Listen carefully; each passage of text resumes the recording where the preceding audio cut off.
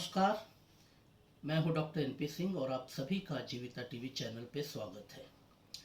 जैसा कि आप सभी को पता है, ये वैदिक नेचर क्योर की एक श्रृंखला चली हुई है जिसका ये 21वां सत्र है और ये पार्वती विद्यापीठ और पार्वती विद्यापीठ वैदिक वर्सिटी के 25 वर्ष पूरे होने के उपरांत इस कार्यक्रम का आयोजन किया गया है। यानी आप 21वें में हैं और 4 एपिसोड इसके बाद होंगे। उसके बाद ये सत्र को हम लोग यहीं पे विराम देंगे। और आज का विषय है स्ट्रेस, तनाव, और उसका वैदिक प्राकृतिक चिकित्सा में हम कैसे करें, क्योंकि आज हम लोग इस दौर से गुजर रहे हैं कि सबके पास और कुछ हो न हो तनाव है, चाहे छोटा बच्चा हो चाहे बुजुर्ग हो, सभी के पास है। लेकिन उसके आगे बढ़ने के पहले आप सभी से निवेदन रहेगा कि जिस तरह 20 सप्ताह तक इस चीज़ को आप लोगों ने इतने आग्रह से सुना है, देखा है, शेयर किया है, तो वैसे ही शेयर करते रहें। और बहुत जल्दी हम लोग कुछ पाठ्यक्रम लेके आ रहे हैं जिस पर आप लोगों का ही बहुत लोगों का आग्रह रहा है कि इस पर डिटेल्स हो। तो हम लोग पंच प्राण थेरेपी पर ले आएंगे, नाड़ी चिकित्सा पे आएंगे, तन्मात्र चिकित्सा पे आएंगे, पंचतत्व पे आएंगे और पंचकोश चिकित्सा पर इस पर होगा, और पंचगव्य पर इस पर, और अग्निहोत्र, इस पर अलग अलग तरह के हमारे पाठ्यक्रम ऑनलाइन चलेंगे और उसके नॉमिनल कोर्स भी रहेंगे ताकि सभी लोग इसको करें लेकिन डिटेल्स में समझ पाएँ।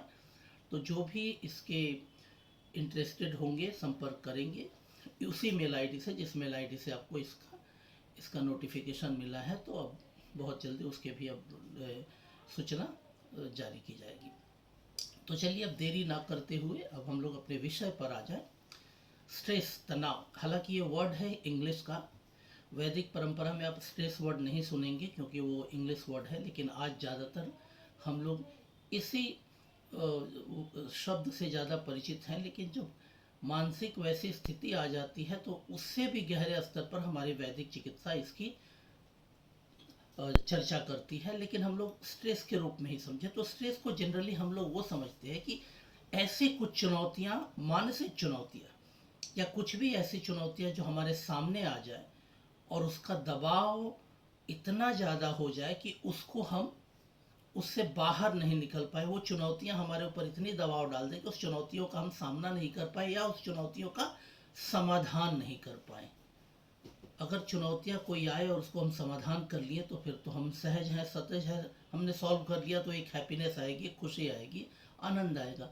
लेकिन अगर वो चुनौतियाँ आपके लिए दबाव बन जाए और मानसिक रूप से आपको कहीं ना कहीं एक ब्रेक डाउन करने की कोशिश करे, तो वही है आपका स्ट्रेस।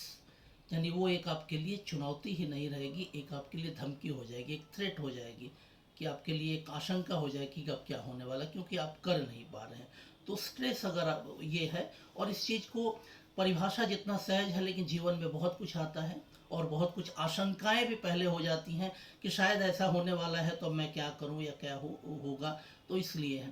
तो इसलिए जब स्ट्रेस आती है तो इसके लिए हमारे पास कुछ स्ट्रेसर होते हैं। यानी स्ट्रेसर माने वो फैक्टर्स जो स्ट्रेस को ले आते हैं या जो स्ट्रेस की कंडीशन या स्ट्रेस की स्थिति को पैदा करते हैं, उसको हम लोग आज की भाषा में स्ट्रेसर बोलते हैं। या यूँ कहें कि वो सारे कारक जो हमारे स्ट्रेस को या तनाव को बढ़ाते हैं या उसको इस्टेब्लिश करते हैं। तो ये कुछ भी हो सकते हैं, जो हमारे अंदर थ्रेट हो रहे हैं वो हैं, या प्रेशर जो भी हो, सिचुएशन जो है जो हमारे ऊपर चुनौतियां क्रिएट कर रहे हैं, वो सब होते हैं, वो सारे स्ट्रेसर है। अब जनरली अगर हम करें तो ये है। अब रिस्क फैक्टर्स भी कुछ होते हैं कि जो हमारे वो जोखिम लाते हैं, वो फैक्टर्स हैं जो फैक्टर्स अगर रहेंगे तो ज़्यादा चांसेस है कि एक व्यक्ति स्ट्रेस में पड़ जाए। सबसे पहली बात होती है कि सामाजिक और आर्थिक समस्याएं। ये बहुत बड़ी बात है, क्योंकि अगर आप सामाजिक रूप से आप कटे हुए या सामाजिक आपका की समस्याएं हैं और आर्थिक समस्याएं हैं, तो ये कई तरह की चुनौतियों का सामना करते हैं कि आपके सर्वाइवल के साथ होते हैं, आपके इंटरपर्सनल रिलेशन के साथ होते हैं, आपके सिक्योरिटी के साथ जुड़े हुए होते हैं, या आप जिस रूप में हैं, आप अपने कल्चर, अपनी सोच, अपनी आइडियोलॉजी के साथ रह पाते हैं कि नहीं पाते, ये सारी चीज़ें हैं। तो ये सोशल और साथ साथ आर्थिक, अगर आर्थिक रूप से आप इतने सक्षम नहीं है कि अपनी जीवन यापन कर सके, या कुछ भी ज़रूरत पड़े तो अब अर्थ के रूप में कहीं ना कहीं आप मजबूर हो जाएं, तो ये भी एक फैक्टर्स है जो आपको स्ट्रेस ले आते हैं। इसके अलावा शारीरिक और मानसिक कई समस्याएं होती हैं जो आपको तनाव में ले आती है। बहुत बार होता है जब आदमी शारीरिक रूप से अस्वस्थ हो या मानसिक रूप से अस्वस्थ हो, तो निश्चित ही वो एक चुनौती होती है, क्योंकि आप नहीं समझ पाते कि इस चीज़ से कब निकलेंगे, कब उभरेंगे। तो ये भी एक ये होता है। अगर फैमिली में स्ट्रेस का की हिस्ट्री है कि हाँ, परिवार में या परिवार के किसी पहले ये में निरंतर एक स्ट्रेस का इतिहास है या परिवार में, तो वो भी होता है कि हम उसी माहौल में रहे हैं तो उस तरह के स्ट्रेस आते जाए। दूसरी बात है कि अगर सामाजिक संपर्क या सपोर्ट अगर आपके साथ नहीं हो, या जो आपके फैमिली सपोर्ट हो, आपके दोस्तों का हो, या आप जिस भी जहाँ पे हैं जो आपका सामाजिक दायरा, उसमें अगर आप कटे हुए हैं, आपको सपोर्ट नहीं है, तो वो भी एक रिस्क फैक्टर हो सकता है।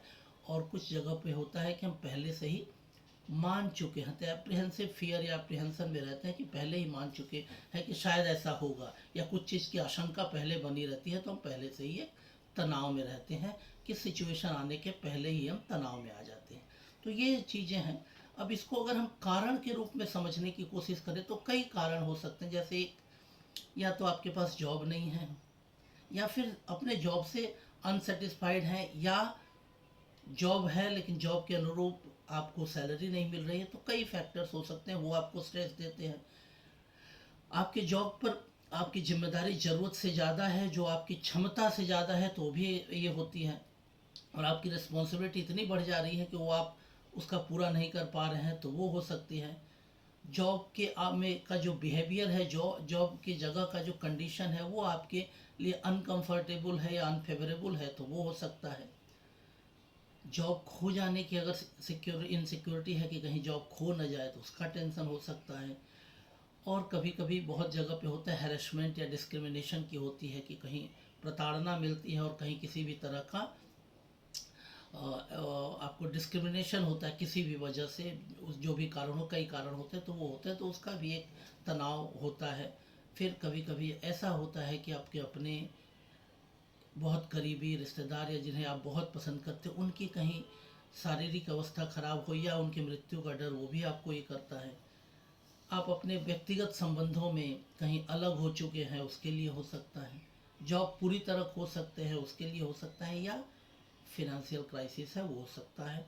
और बहुत बार होता है जो नेचुरल डिज़ास्टर्स होते हैं, बाढ़ होना, कभी कभी लैंडस्लाइड बहुत जगह होते हैं, या बहुत कुछ ऐसे होते हैं, या अभी कोविड गया है जिसमें जिस उसके बाद आफ्टर इफेक्ट होता है, उससे आदमी बहुत बड़ा तनाव में होता है, तो वो बहुत बड़ी होती है। इसके अलावा इमोशनल ट्रॉमा होता है कि भावनात्मक स्तर पे अगर आघात मिला है, तो वो बहुत ज़्यादा होता है। तो ये सारी चीज़ें हैं। और कभी कभी होता है कि हम अनरियलिस्टिक एक्सपेक्टेशन करते हैं, जो वास्तव में संभव नहीं है, वैसी आशा करके बैठते हैं, तो ये बहुत ज़्यादा तनाव भी देता है और अंत में बहुत जल्दी मानसिक बीमारियां भी पैदा करती है। तो ये है। और कभी भी लाइफ में बहुत ज़्यादा अगर कोई मेजर चेंज हो जाए अचानक, तो उसको एडजस्ट करना मुश्किल होता है, तो वो भी एक स्ट्रेस का कारण बन सकता है। तो ये सारी चीज़ें हैं कि आप स्ट्रेस के रूप में होते हैं। तो ये तो मैंने कहा एक रिस्क फैक्टर कि कौन कौन से फैक्टर्स हैं जो रहने पर आप स्ट्रेस के कंडीशन में जा सकते हैं, और क्या क्या कारण हैं। तो ये आप अपने आप से देखिएगा कि ये इसमें जो जो कारण है, इसमें से किसी आप फेस कर रहे हैं कि नहीं, या उस कारण को आप कैसे टैकल कर रहे हैं। अब अगर आप जब स्ट्रेस के कंडीशन में आ गए, तो उसको समझेंगे कैसे कि सचमुच स्ट्रेस है। कारण तो आप बाद में समझेंगे, लेकिन सचमुच आप स्ट्रेस्ड हैं कि नहीं, आप चिड़चिड़े हो गए क्या, आप समझ ही नहीं पा रहे, तो उसके लिए कुछ साइन सिम्टम है। अगर वो दिखता है तो समझ जाइए कि आप कहीं ना कहीं तनाव में हैं।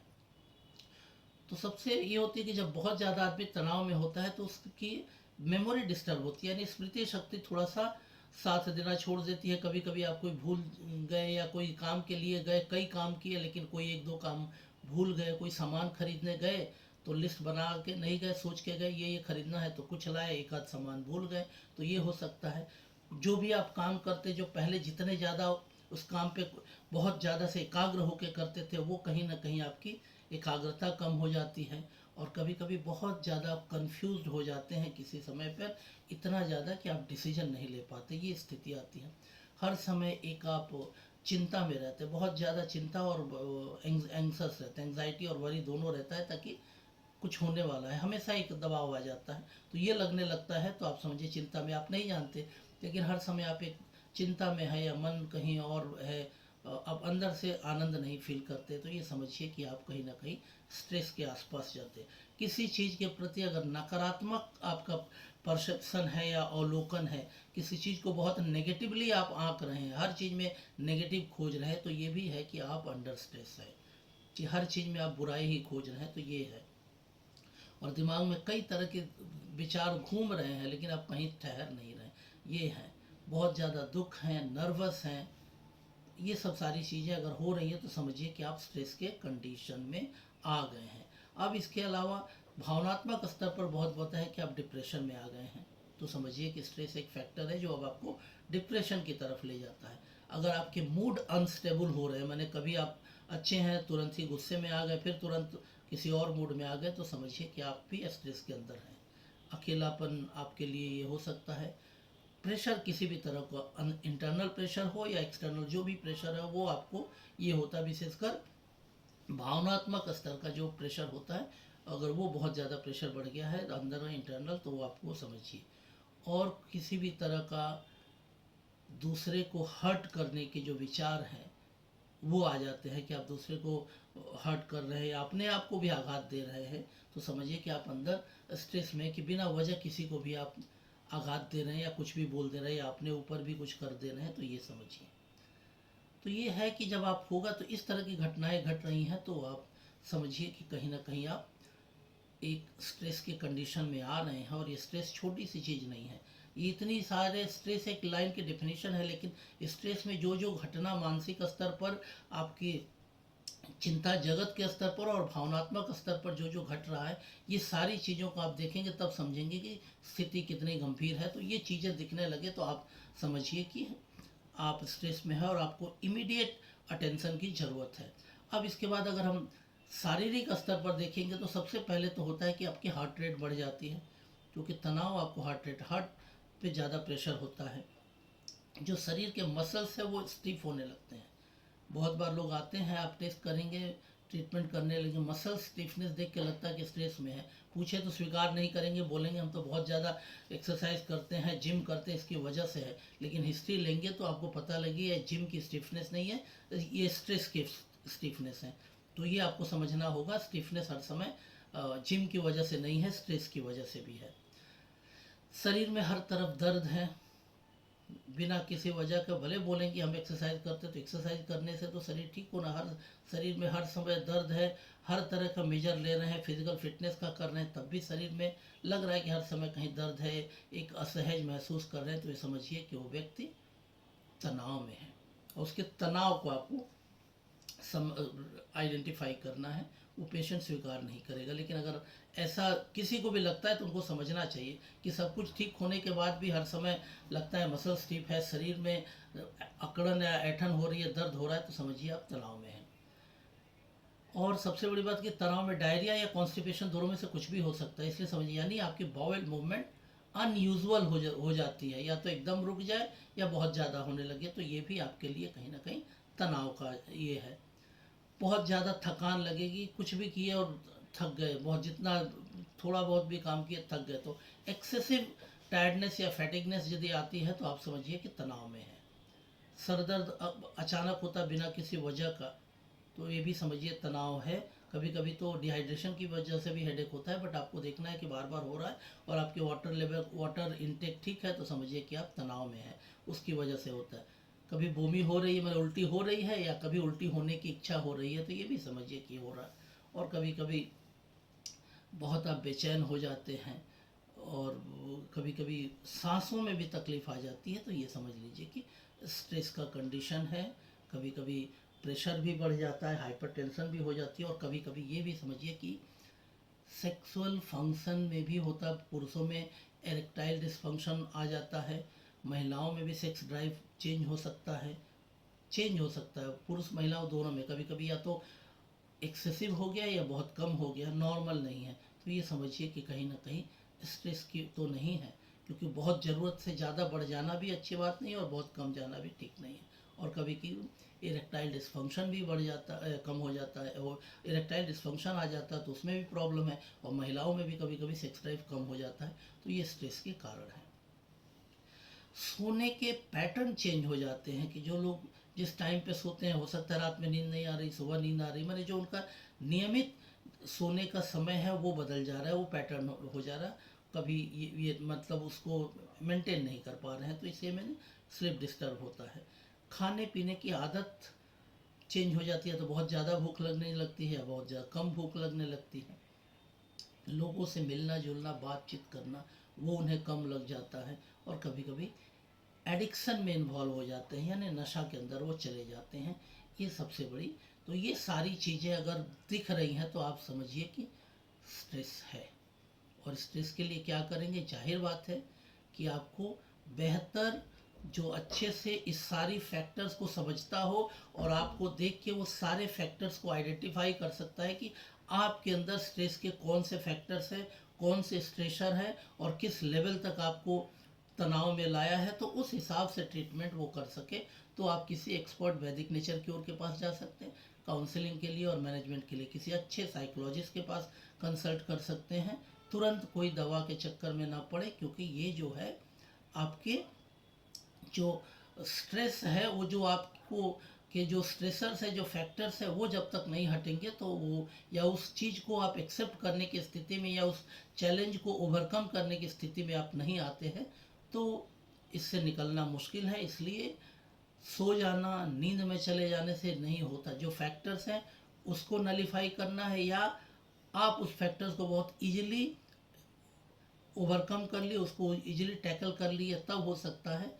या फिर आप उस फैक्टर्स के इफेक्ट को कमाइए। तो ये चीज़ें हैं, और इसके लिए बेहतर है कि जो वैदिक नेचर क्योर के लोग हैं वो आपको अच्छे गाइड कर सकते हैं, एक अच्छे साइकोलॉजिस्ट आपको गाइड कर सकते हैं।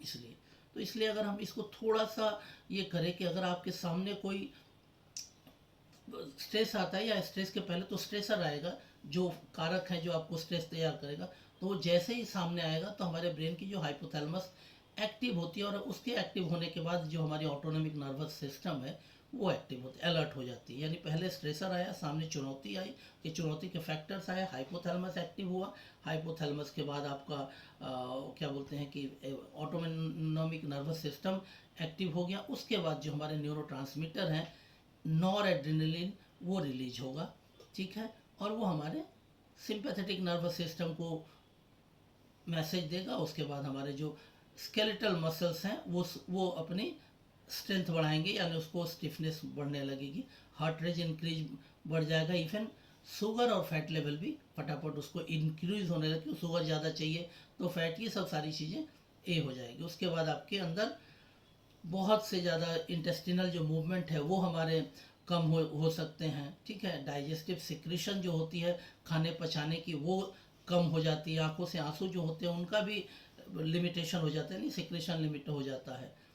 तो ये सारी चीज़ें होती हैं, और धीरे धीरे जो हमारे पेरिफेरल साइड, यानी पेरिफेरल साइड में जो ब्लड सर्कुलेशन होती है, वो जो ब्लड वेसल्स है वो कॉन्स्ट्रिक्ट कर जाते हैं। यानी कॉन्स्ट्रिक्ट कर जाएंगे तो यानी ब्लड वेसल कॉन्स्ट्रिक्ट हो गए, तो पेरिफेरल एरिया के जो ब्लड सर्कुलेशन है उसको हम कहीं ना कहीं कम कर रहे हैं या रोक रहे हैं, ये कंडीशन आती है। अब जब इस तरह आएगी तो फिर क्या है कि आप स्ट्रेस के कंडीशन में पहुंच गए हैं, और तब धीरे धीरे अब बॉडी से माइंड में गया, और माइंड ने अपना इस थ्रेड को पास करेगा धीरे धीरे।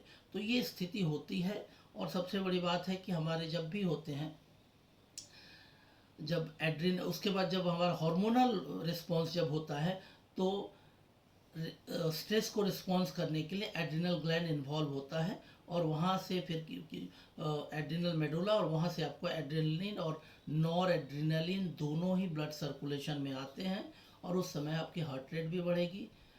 जो ब्रोंकियल पासवे है, क्योंकि जब इसमें आता है तो एक्सेसिव एनर्जी लॉस करना है, तो एक्सेसिव ऑक्सीजन की ज़रूरत पड़ेगी, तो ब्रोंकियल पाथवे बढ़ जाता है। ये जो ब्रोंकस है उसके पाथवे बढ़ जाएंगे, ट्रैकिया के बाद ब्रोंकस जो लंग्स में गया है, तो यह ताकि आप ऑक्सीजन इंटेक्स ज़्यादा करेंगे, आपकी मेटाबॉलिक रेट बढ़ जाएगी, क्योंकि आपको एनर्जी ज़्यादा चाहिए तो ऑक्सीजन ज़्यादा जाएगा, ज़्यादा आपके एटीपी ब्रेक डाउन होंगे और ज़्यादा एनर्जी होगी, तो इस समय आपको एनर्जी ज़्यादा लॉस करनी है। यानी कि आपको तनाव शारीरिक स्तर पे भी प्रभावित करता है और मानसिक स्तर पे, और इसलिए आपकी शरीर में जो स्टोर्ड एनर्जी है वो भी ज़्यादा आपको प्रभावित करती है। तो इस तरह के हालात पे हम लोग स्ट्रेस का ये जनरल हम लोग जो मॉडर्न कॉन्सेप्ट है उस पे हैं। अब थोड़ी सी अगर स्ट्रेस के टाइप पर जाए तो स्ट्रेस के टाइप कई हैं। जैसे एक एक्यूट है कि तुरंत हुआ है, और डेली चैलेंजेस जो आते हैं छोटे बड़े उसमें ही होते हैं, और फिर उसी तरह आप सबसाइड हो जाते हो। उसमें छोटे छोटे सिम्टम आ जाते हैं कि आपने गुस्सा हो गया, आपको एंग्जाइटी हो गए, बहुत ज़्यादा डिस्टर्ब हुए, एक्यूट स्टेज डिप्रेशन का आया, फिर आप ठीक हो गए, सर दर्द हुआ, चक्कर थोड़े आए, फिर तुरंत ठीक हो गए, लगा थोड़ी देर के लिए सांस की तकलीफ है, फिर थोड़ी देर बाद ठीक हो गई। ये पेट का प्रॉब्लम हुआ है, बाउल डिस्टर्बेंस, फिर वो ठीक हो गया, मतलब ये एपिसोडिक हुआ, थोड़ी देर के लिए हुआ। तो इस तरह की चीज़ें आएंगी। दूसरा जो है एपिसोडिक स्ट्रेस होता है कि किसी स्पेसिफिक एपिसोड में आएगा, और फ्रिक्वेंटली आएगा, बार बार आ रहा रहेगा बीच बीच में, लेकिन वो आने के पीछे कोई एक स्पेसिफिक एपिसोड है या एक स्पेसिफिक कंडीशन है, उसी में आएगा। और ये जनरली ये उस तरह के टाइप ए पर्सनालिटी के में आता है। तो खैर यहाँ पे उसके हम लोग टाइप ऑफ पर्सनालिटी पे डिस्कशन नहीं करेंगे, क्योंकि हम यहाँ पे स्ट्रेस को लेके एड्रेस कर रहे हैं। तो एपिसोडिक होता है, और उसमें जनरली आदमी जब एपिसोडिक स्ट्रेस आता है, एक्यूट में है कि डेली बेसिस में किसी दिन कोई प्रॉब्लम हुई तो आ गई, एपिसोडिक है कि एपिसोड है उसका, वो निर्धारित समय पर या उस तरह के एपिसोड में या उस तरह के सिचुएशन में आएगा। तो इसमें आदमी का जो बहुत ज़्यादा जो डिस्कम्फर्ट होता है, एक इमोशनल डिस्ट्रेस होता है, एंग्जाइटी डिसऑर्डर होता है, और बहुत दिनों से कंटिन्यूड एक लॉन्ग डिप्रेशन में जा रहा है, कि बीच बीच में डिप्रेशन आ रहा है, फिर ठीक हो जा रहा है, आ रहा है, तो ये होगा कि ये हो रहा है। और कहीं कहीं अगर किसी का हार्ट डिसऑर्डर है तो वो आएंगे।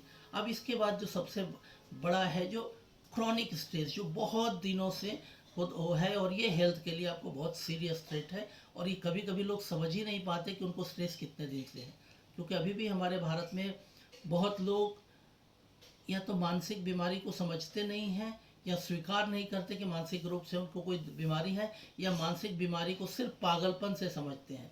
इसलिए किसी को अगर आप कह दें कि मानसिक रूप से आप थोड़ा बीमार हैं, तो वो समझते हैं कि हमें पागल बोला जा रहा है, लेकिन ऐसा नहीं। पागलपन दूसरी चीज़ है, लेकिन मेंटल इलनेस दूसरी चीज़ है। या यूँ कहें कि पागलपन जो मैडनेस है, मेंटल इलनेस का एक पार्ट है। सारे मेंटल इलनेस पागलपन नहीं है, लेकिन इसलिए स्ट्रेस लेकिन एक फैक्टर है, वो भी कहीं ना कहीं बहुत सीरियस डैमेज तक ले जा सकता है। इसलिए जब क्रॉनिक ये है तो उसमें बहुत सावधान रहना चाहिए कि वो व्यक्ति किस सिचुएशन में रह रहा है, उसका सोशल सर्किल क्या है, फैमिली सर्किल क्या है, ऑक्यूपेशनल सर्विस सर्किल क्या है। क्योंकि जब वो लॉन्ग कंटिन्यूड है, तो वो जिस परिवेश में रहता है, काम करता है, और जिस सोसाइटी में इंटरेक्ट करता है, वहीं पे उसके भी ज़्यादातर चांसेस हैं कि वो फैक्टर्स होंगे। इसलिए और वो बार बार उसी फैक्टर्स के बीच रह रहा है, तो वो उनको ज़्यादा प्रभावित करते हैं। तो वहाँ पे ज़्यादा सावधानी रखनी चाहिए। और इसमें जो हमने सिम्टम्स बोले, मोर और लेस वही सिम्टम्स होंगे, लेकिन लॉन्ग टर्म होंगे, और लोग जाके डॉक्टर को दिखाएंगे कि भैया मेरे बीच बीच में सांस की तकलीफ हो रही है, तो लोग समझेंगे पॉल्यूशन हुआ है, या आपके अंदर म्यूकस जम गया, तो कभी कुछ या ये होगा, बहुत तरह की चीज़ें होंगी। पेट में गड़बड़ है तो बोलेंगे खाने में असुविधा हो रही है, आप मत खाइए, लेकिन ज़्यादातर पेट दर्द हो सकता है। तो ये बहुत चीज़ें हैं।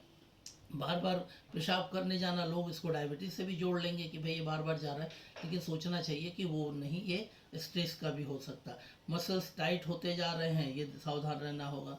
ठीक है, कॉन्सेंट्रेट काम में नहीं कर पा रहा है, और स्लीपिंग पैटर्न चेंज हो रही है। तो ये सारी चीज़ें जब आप देख रहे हैं, तो आपको समझना होगा कि ये आपका अंडर स्ट्रेस है।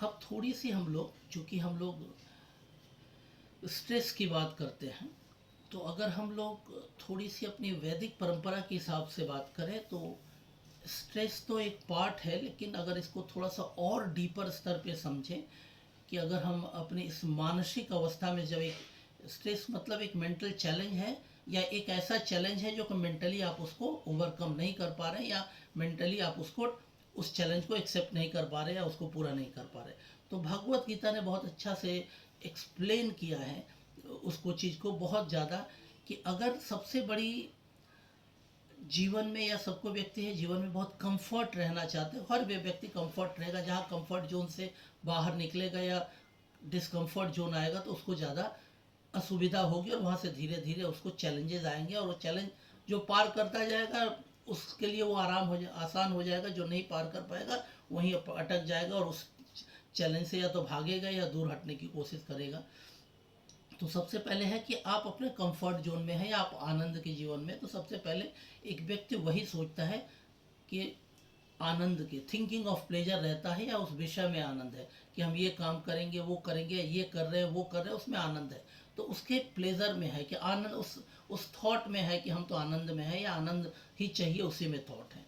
अब जब आप आनंद की चाह रखते हैं तो फिर उस आनंद के लिए आपकी सेंस ऑर्गन अटैच होती है, क्या है, उस ऑब्जेक्ट से, जिस ऑब्जेक्ट से आपकी जो चिंता है, आप जो सोच रहे हैं, जिस आनंद को सोच रहे हैं, उस आनंद को पाने के लिए जो ऑब्जेक्ट है, जो चीज़ें हैं, उसके साथ अब धीरे धीरे आप अटैच होंगे।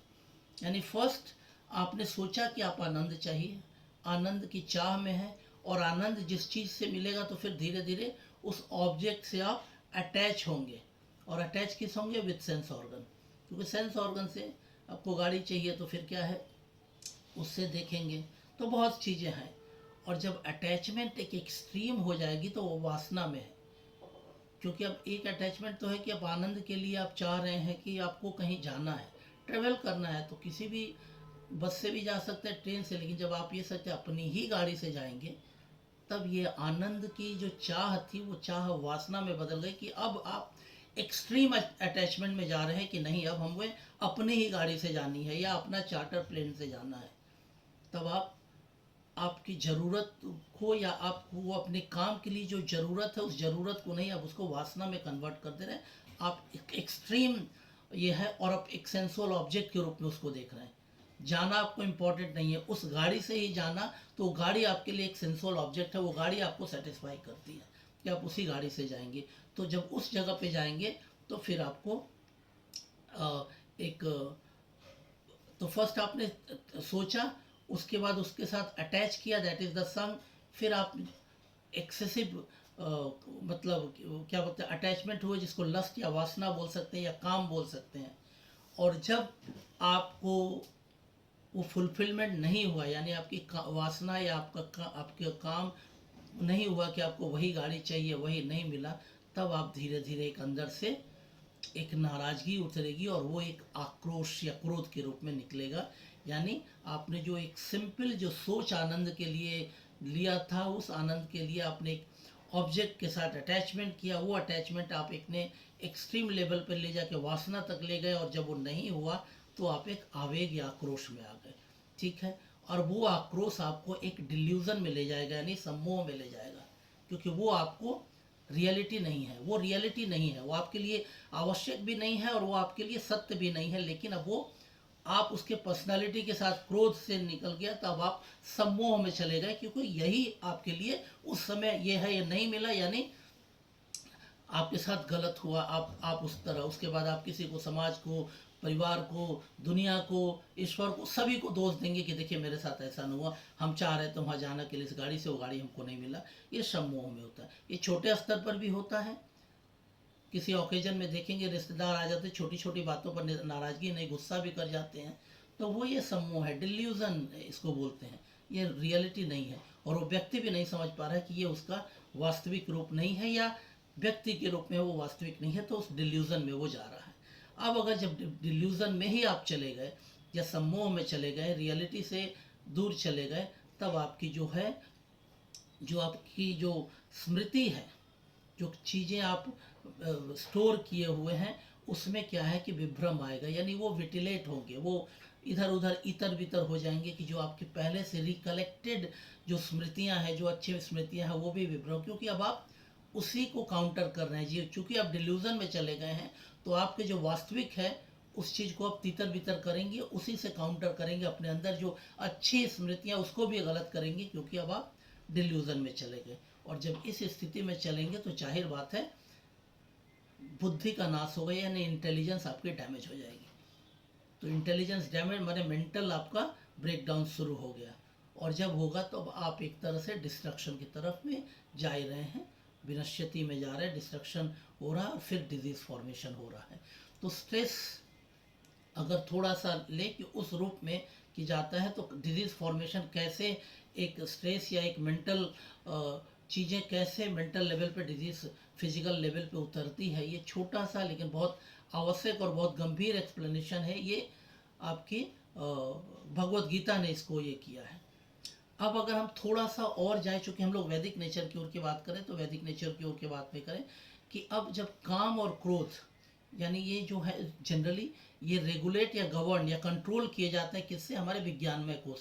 विज्ञानमय कोष क्या है कि हायर इंटेलिजेंस है, जहाँ से इंटेलिजेंस होती है, यानी आप इसमें एनालाइज कर सकते हैं कि ये करना सही है या गलत है।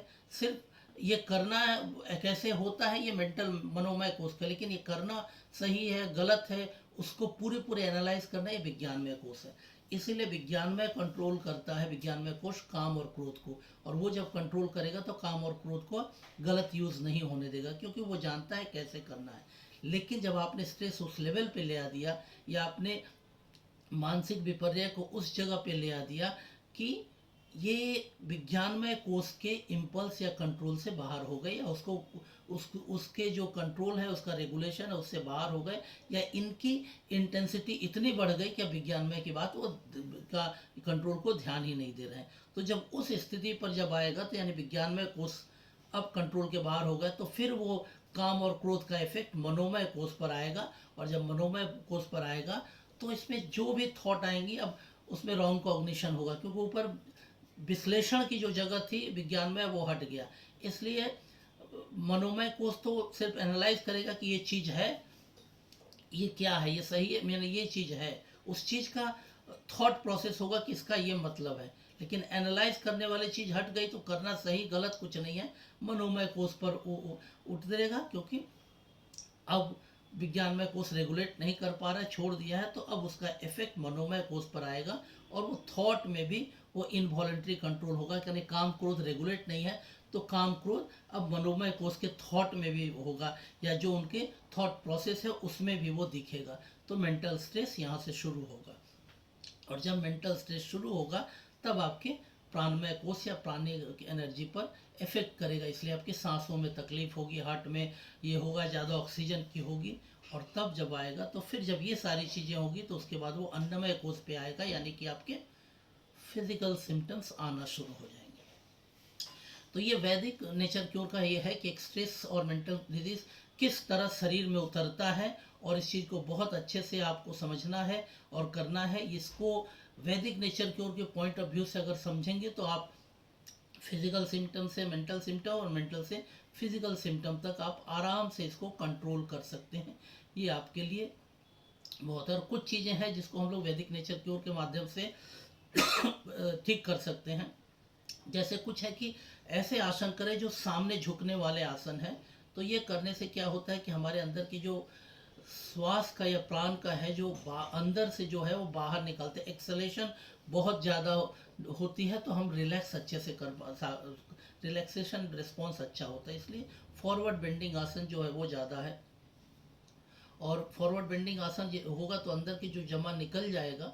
एक्सेल जब करेंगे तो इनवर्ड मूवमेंट के लिए आपके लिए ज़्यादा आवश्यक होती है। शवासन बहुत अच्छा होता है माइंड को काम करने के लिए, लेकिन शवासन जितना सहज माना जाता है उतना ही टफ है करना, क्योंकि 100 का मतलब है कि एक व्यक्ति 100 में बदल गया, यानी डेथ हो गया, यानी उसकी फिजिकल मेंटल और प्राणिक कोई अवेयरनेस नहीं है।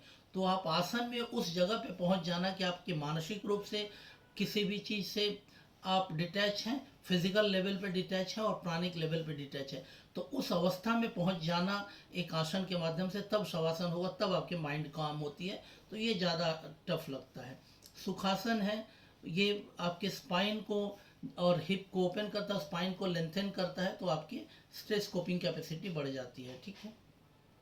अनुलोम विलोम प्राणायाम बहुत अच्छा है, जो ये आपके ब्रेन के दोनों हेमिस्फेयर को कोऑर्डिनेट करता है, तो आप इस तरह की चीज़ों को, स्ट्रेस को बहुत जल्दी से कोप अप कर पाते हैं, या आपकी सिंपैथेटिक और पैरासिम्पैथेटिक कोऑर्डिनेशन बनता है। डीप ब्रीदिंग करना और लॉन्ग एक्सलेशन करना वो ज़्यादा इम्पॉर्टेंट होता है। डाइट बहुत प्रॉपर होना चाहिए, और स्पेसिफिकली सात्विक डाइट होना चाहिए, ये बहुत ज़्यादा है। नेचर क्योर में हम लोग कोल्ड स्पाइनल बाथ दे सकते हैं, वो बहुत अच्छा होता है। फुल बॉडी मसाज कर सकते हैं, ठीक है। और भी कई ये है, मर्म प्राणायाम करा सकते हैं, ये बहुत ज़्यादा इफेक्टिव है। मर्म प्राणायाम, जो लोग मर्म के विशेषज्ञ हैं और मर्म प्राणायाम या मर्म योग करते हैं तो और ज़्यादा इफेक्टिव है। तो जो इसके एक्सपर्ट हैं वो वही इसमें हाथ डालें, अन्यथा किसी और से मर्म प्राणायाम मत कराने। अगर आप सही जो मर्म के एक्सपर्ट हैं या जो जानते हैं या जो इसका क्लिनिकल यूज़ किए हैं उन्हीं से कराइए। हमारे क्लिनिक में ये होता है, हम लोग कराते रहते हैं और पेशेंट को बहुत ज़्यादा इसका बेनिफिट होता है। और कई जगह के मर्म की जो एनर्जी सेंटर है उसको एक्टिवेट करके भी हम लोग स्ट्रेस को कम कर सकते हैं। मेडिटेशन कर सकते हैं, और कई तरह के जिसमें बहुत तरह के ब्रीदिंग के सेगमेंट के साथ हम अटैच करके कर सकते हैं। और डेल्टा मेडिटेशन बहुत अच्छा है, जिसमें हम व्यक्ति को स्ट्रेस से निकाल सकते हैं। तो आज हम लोगों ने इस विषय पर किया कि स्ट्रेस क्या होता है, उसकी मॉडर्न साइंस किस रूप में देखती है, यौगिक या यूँ कहें कि वैदिक कॉन्सेप्ट के हिसाब से कैसे हमारे स्ट्रेस हमारे एक एक स्तर पे, मानसिक स्तर से प्राणिक स्तर तक और फिर आपके फिजिकल भौतिक स्तर तक कैसे प्रभावित करता है, और उसको हम अपने का वैदिक नेचर क्योर के माध्यम से कैसे ठीक कर सकते हैं या रिवर्स कर सकते हैं। सारों चीज़ों पर आप डिस्कस हुई। कैसा लगा इस पर आप ज़रूर अपनी राय देंगे, और अपने इस वीडियो चैनल पे भी अपनी राय दीजिए, व्हाट्सएप पर भी दीजिए, या फिर आप मेल पर तो कर ही रहे हैं, लेकिन मैं चाहूँगा कि आप इस चैनल पे भी इसको लाइक करें। और आज का 3 सवाल जो ये है कि सबसे पहली बात कि जो स्ट्रेस की बात है या मानसिक विपर्य की बात है, तो उसमें जो सम्मोह या डिल्यूजन आता है वो कैसे आता है, पहली बात। दूसरी बात है कि विज्ञानमय कोश क्या क्या रेगुलेट करता है। और तीसरी बात जो है कि आप जो हमारे वैदिक नेचर क्योर के हिसाब से शरीर के अंदर या शारीरिक स्तर पर स्ट्रेस कैसे प्रभावित करता है। ये 3 सवाल हैं, इसका जवाब आप बिल्कुल दीजिए, और अगले एपिसोड में फिर मिलेंगे। और इसको अपने सोशल मीडिया पर इसको लगाइए, एज ए अपने स्टेटस में लगाइए, अलग अलग सोशल मीडिया पे शेयर करिए और लोगों तक पहुंचाइए, ताकि आपकी भी पहुंच बढ़े। अगर आप इस विधा और इस विज्ञान में काम करते हैं तो लोग इसके माध्यम से आपको भी समझेंगे कि हाँ, आपसे संपर्क करेंगे इसका लाभ लेने के लिए। तो ये प्रचार आपके अपने लिए भी ज़रूरी है, तो इसको प्रचारित करिए। तो आज के लिए इतना ही, अगले एपिसोड में फिर मिलेंगे।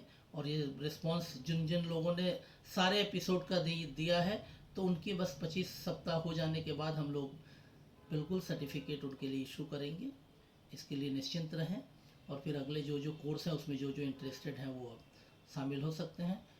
तो आज के लिए इतना ही। स्वस्थ रहिए और अपने भी स्ट्रेस से टैकल करिए, और अपने को भी जांचिए कि आप स्ट्रेस में हैं या नहीं। अगर हैं तो आपके अंदर कौन से फैक्टर्स हैं, उस फैक्टर्स को दूर करने के लिए कोशिश करिए। सहायता या किसी सुझाव के लिए हम लोग हमेशा तैयार हैं, तो आप संपर्क कर सकते हैं। तो बहुत बहुत धन्यवाद।